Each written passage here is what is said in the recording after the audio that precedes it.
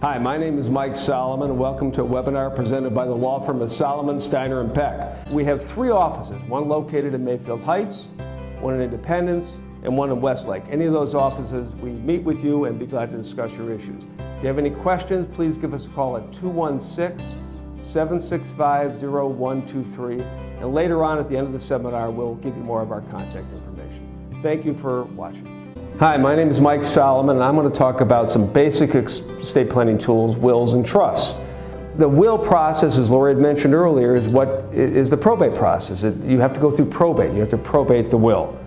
The will also may appoint guardians for if you have minor children, so that's another important provision of the will. It's also important to remember that notwithstanding what your will may say, your spouse always has a right to elect against the terms of the will and get a portion of your estate, a third to half of the estate, notwithstanding what your will says. So it's very important when you're doing estate planning, if you're doing anything unusual with the distribution of your assets, to take that spousal election into consideration.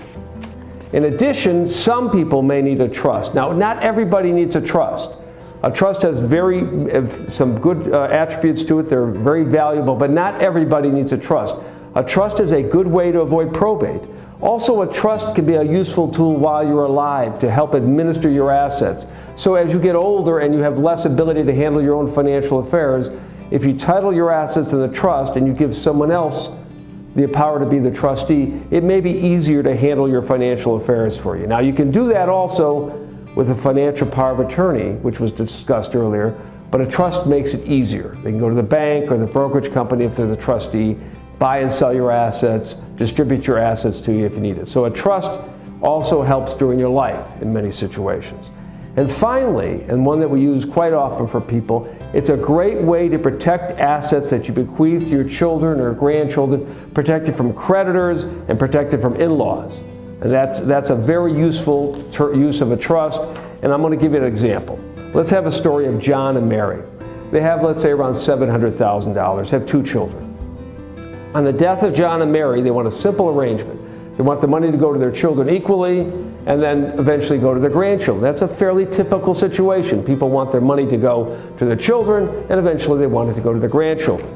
So what would happen? What would happen at that point? Well, then when John and Mary pass away, the assets go to one of their children. They inherit the assets from mom and dad.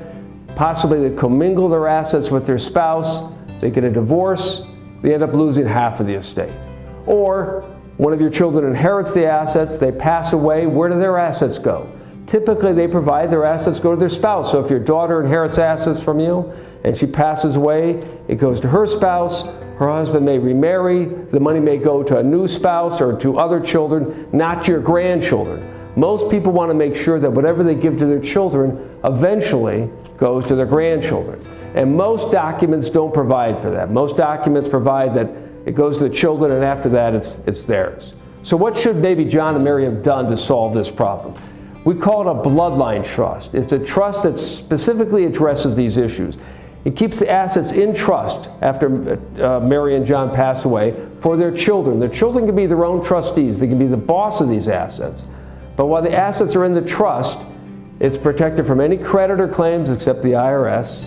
And on their death, it will mandate that it goes to your grandchildren, it won't go to your son-in-law, your daughter-in-law. It's not subject to divorce claims, so it's a protected asset.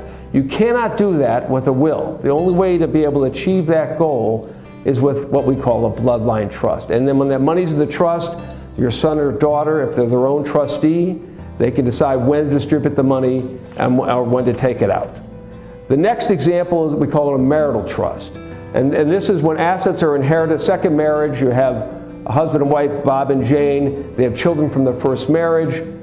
On death, Bob says, all my assets go to Jane, and Jane promises that when she passes away, those assets will go back to Bob's children. That won't happen. What will happen is, on Jane's death, all of her assets will go to her children.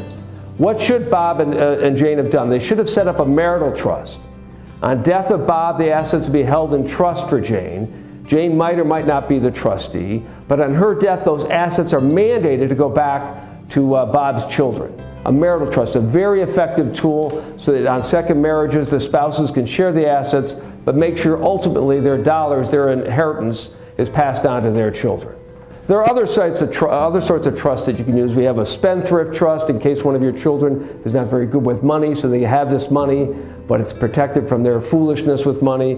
We have an education trust that we sometimes set up. We even have trusts for pets. So there are all sorts of different sorts of trust that may or may not be appropriate for your situation. So when you sit down and do your estate planning, look at that issue of whether you need a trust. Certainly that may be appropriate for some people and not appropriate for others. Well, thank you for watching our seminars on estate planning. I hope you found these topics useful. If you'd like any more information about this, you can certainly give our office a call at 216-765-0123 or go to our website and email a request to have a personal planning appointment. Contact us and we'd be glad to help you. Thank you very much.